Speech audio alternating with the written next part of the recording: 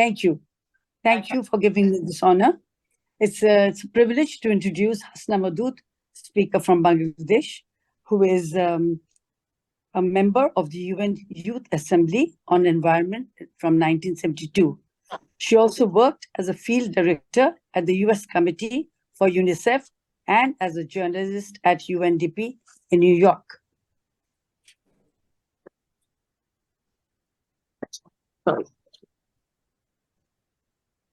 Hasna was awarded the United Nations Environment Programme Global 500 Roll of Honor at the UN Earth Summit in 1992 in Rio and elected vice president of the Global 500 Forum. She taught English at Dhaka University and was a visiting scholar at the University of Oxford, George Washington University, and Harvard University. She was elected to Parliament and served as elected chairperson of a parliamentary committee for coastal development and environment. Hasna has been a peer reviewer for IPCC. She's been involved with major national policies relating to the environment and the water, and was appointed to the Governing Council of the Bangladesh Water Board. She campaigned for declaring protected marine areas and Sundarbans as World Heritage Sites. Perhaps Sundarbans, I need to say what it is. These are the tropical forests that are vastly laid in Bangladesh. She has co-chaired the Women for Water Sharing and People's Initiative for Water Sharing and presented guidelines for the Ganges Water Treaty in 1994. She introduced a resolution for cooperation of all co-riparian countries in the management of common rivers, which was passed at the International Union for Conservation of Nature Congress in Bangkok. Hasna was elected chairperson for 2 terms at the Bangladesh National Committee of IUNC. At our February Intercontinental Think Tank meeting, Hasna shared her reflections on the COP27 that she attended as an elected councillor of the International Union for Conservation of Nature. Hasna is also a member of the Zonta Club of Dhaka 1, District 25, and chair of District 25 Climate Change. I now request Hasna Moudud to give her presentation. Thank you. Thank you very much. I am so grateful to Zonta Club for organizing this conference, and thank you, Dilru Bapa and Karen, who have been so kind and patient contacting all of us. Can you hear me? Yes, we can. Yes. Okay. I will not make any presentation. My paper is already in circulation. And I understand Zonta Club is not a scientific body. It's an organization of very professional, highly influential, highly able women who are moving the earth, and they're doing from their own background. So one of the things that we are now proposing is that we all get together, put our minds together, put our hands together to combat the climate change, because it is, as we know already, it is one factor which is going to change the fate of the planet, which is going to change the fate of our future, of our children. I was writing poetry in Iowa, at University of Iowa, very famous writers' workshop, and from there I landed in New York. And then I was at this youth assembly on environment. It was quite early, 1972. And then my roommate was a niece of the chairperson who wrote or who conducted the Law of the Sea Convention. And I watched, it was exciting, more exciting than poetry. I would sit there because by then I had a job at the UN, and I would sit there for hours and listen the negotiations and what it took. It was a new thing for me, and I was deeply moved. So I am very what shall I say? I adjust very easily. I go for what is the most important thing in life, and I go for it. I can just leave everything and go for it. So this is a bad thing, but it is also something that drives me. I have now, in my last paper, I mentioned how climate change has been accepted as a very, very important topic by COP27. Before that, we had Glasgow Convention, we had Paris Agreement. They were only for experts, mostly for experts and government representatives. But the last conference, COP27, held in Egypt at Sharm el Sheikh, which I attended, I saw that this has broken all past record, where we go for conferences. One I attended one in Montreal, one in Netherlands, and they were, very specialized, and we were all treated very specialized, and we treated the scientists very special in a special way. But here in Egypt, I found that we people cannot wait for scientists anymore or governments to complete the negotiations. So they came all prepared, and it was like the women from Africa, women from the island countries, and they came well organized, and they were like they're fighters, and they held meetings, and they took over the whole conference. So most people went. The American Secretary of State, John Kerry, was in one of the huts, and he was discussing about climate change and the shield. A shield means a shield to protect the vulnerable countries. And governments were proposing. It was actually proposed first by the German foreign minister. She made a very big announcement. So John Kerry was also not behind. So he followed. So people were carried by, and I carried a poster saying, we have, it is overdue. We all have to pay for what has happened. So countries that are now suffering, like the island countries, low-lying countries, populous countries like Bangladesh, and African countries, suffering from also other, not just climate change related water problem, but for many, many factors. And for example, the great drought in Africa and elsewhere. So here I found that, I have to also learn. I have to learn, of course, but I found what can we do next? And here comes Zonta in my head that, here is a very active body, because I have been member of so many international committees where, we all come and go, and, then we go home that we have not achieved what we wanted. But I find that, Zonta has, from long time ago, has given me a voice which I did not have before. And this I discovered in the International Congress, IUCN Congress, held in France. And I was requested by the French if I would introduce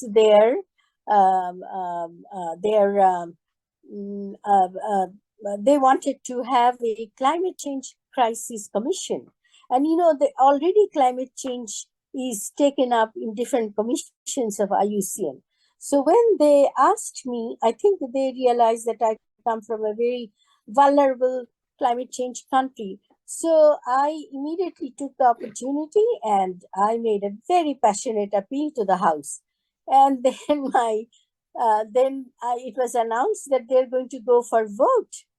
And to my surprise, the voting was not on the climate change crisis commission. It was on some sideline thing of the commission. Who will be elected? Who will how? So, and then I protested. I said we cannot wait for this. I said I want an answer. I have introduced a commission. I want to hear the whole house vote for me. I want to know what they're thinking. So they at one point they turned off my mic, and then all the other delegates were extremely annoyed that they have turned off my voice, my mic. I continued. I spoke with my voice and I said, look, my country is drowning. The Pacific Ocean islands are drowning. And we have, yes, many components of climate change, but they have not done anything. If they have done anything, I would not stand here. So we need to really focus on something and get it done like no other time. We cannot wait.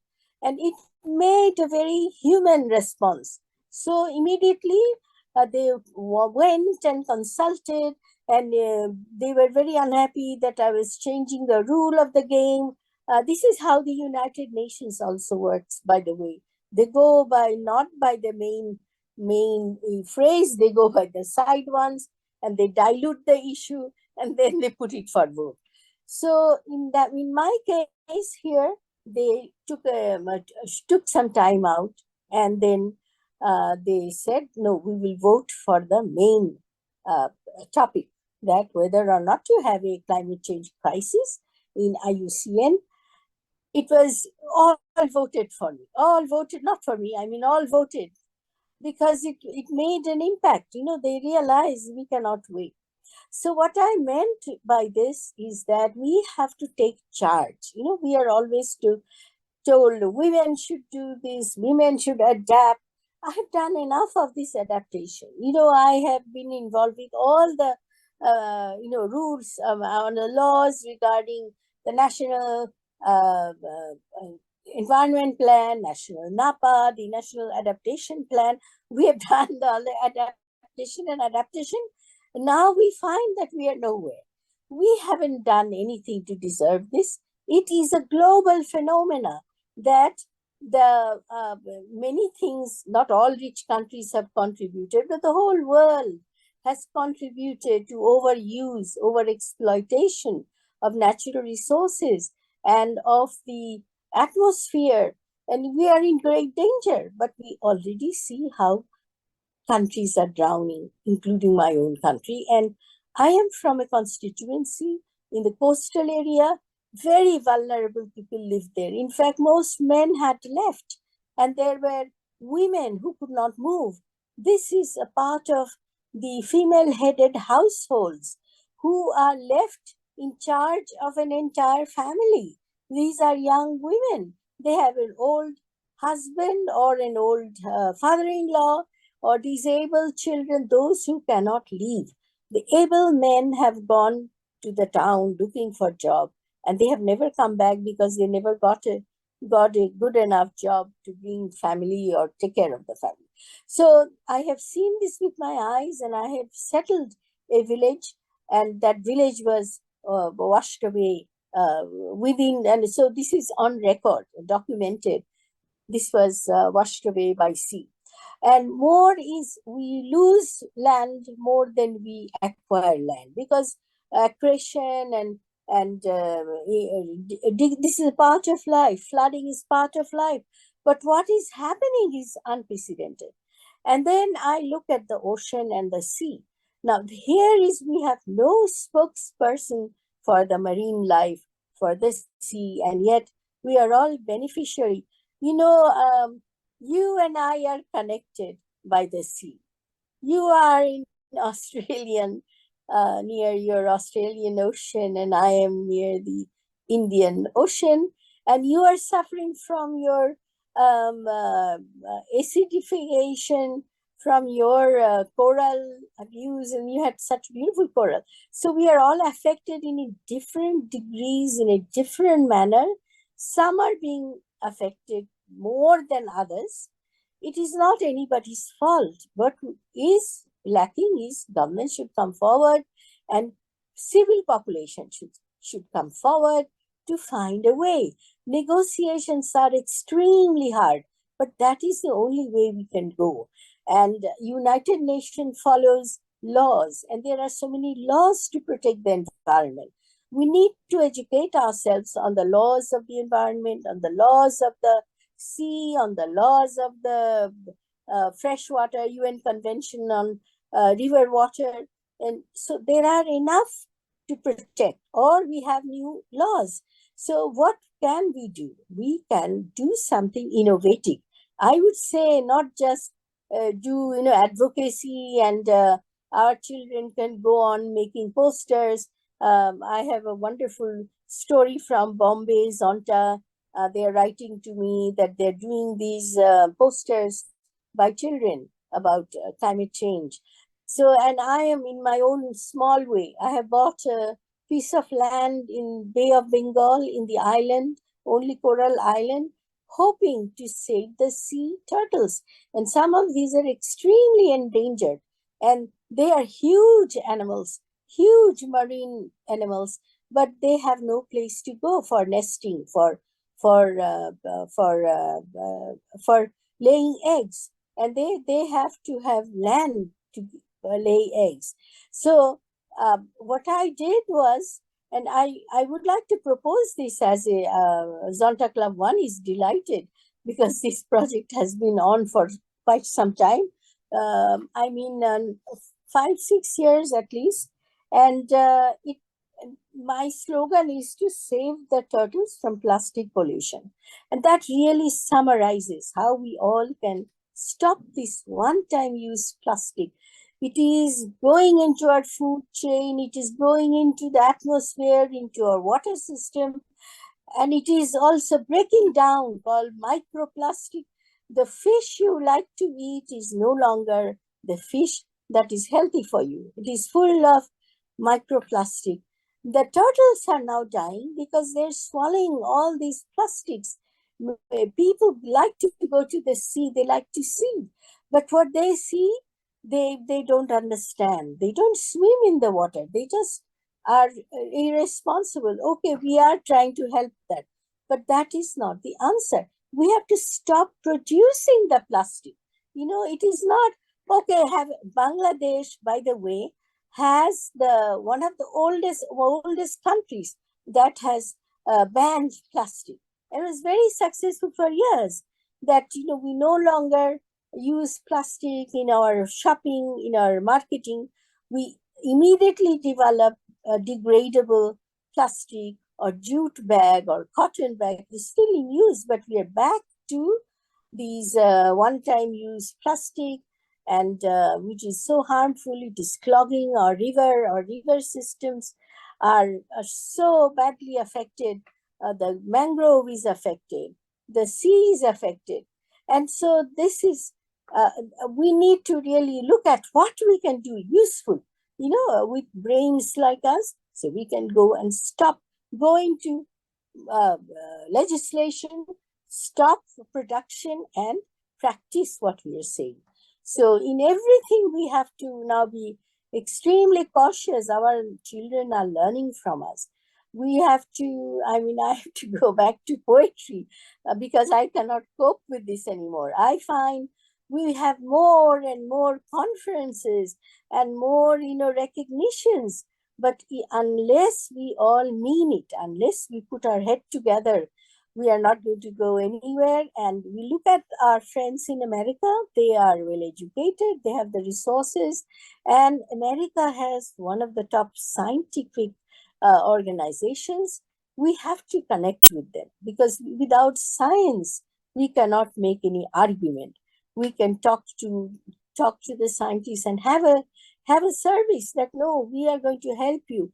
What I did with IUCN, I said, look, I went to Nepal, invited by Zonta Club, and there most of the women who were Zonta members are hotel owners because Nepal's main economy runs on tourism. And they told me that they are very interested in my work. They want to work with IUCN. They want to learn how they can improve the environment and yet, make money. And they were extremely, extremely interested. So I talked to them. I called a meeting with IUCN. But you see, they don't listen. They are not interested unless somebody tells them something happens. People don't listen to women, not right away. We have to make a movement. So now my women members, Zonta members in Nepal are playing an important role. There will be a meeting. I don't know. I think in October or sometime. We will have to find a way that no, you have to listen. That IUCN listens, government listens, and they must subsidize or help in overcoming this ban or use of one-time use plastic. It is cheaper in the village. You will be surprised, and everybody is using straw for drinks, and how harmful that is. We don't think right away. Take away food. It is increasing as we become richer in the very populous countries in the east. We are also becoming much more irresponsible. I want to say another word about the monsoon. The monsoon wind changes direction with the change of season. The monsoon prevails mainly in the Indian Ocean. It blows from the southwest, generally from April to October, and from the opposite direction, from the northeast. Southeast or summer monsoon is usually accompanied by heavy rain. So these are well known in India and East Indies. But the appearance of this wind pattern, is changing. It is linked with climate change, uplift of the Himalayas and the Tibetan plateau as the Indian subcontinent is colliding with Asian plate some 20 million years ago. Now, the air, monsoon is changing. It is going to have a disastrous effect. If it moves from South Asia and if it moves towards another area, so these countries will face more drought. And so here we need more scientific explanation and also no, I don't know how we can prepare our population. So it is not just damage. By the way, this damage and compensation, that is usually the insurance people's demand. You have a damage, you pay compensation, but it doesn't work like that. We have to all come with a compassionate, with a human interest, and also in politics, elect those people who have got a heart, who think green, who think about the future of our children. Now everything is taken away by money, by all parties. And I'm one small person, and I think that if I go into politics, what will I do? But you see, I will learn from the other members, if Zonta allows, that no, we will stand for honesty, we'll stand for democracy, for solidarity. So, but you see, one person is not enough. So we have to give support to women politicians, or bring them in on our table and ask them, you are not doing enough, you have to do more. So I can talk and talk, but here I am. I'm so delighted to be able to be a part of this conversation. And I hope by your next conference, I'll be more organized and be able to make some suggestions which are more than advocacy. Just women should do that, but women should lead. We should lead. We have enough expertise. If I don't have the expertise, I have the spirit. I want to lead. I may not be the common sense in my head and more experience. I'm 75. I have more experience to share. So therefore, I have to have this voice. And with that, I leave you all. Thank you so much.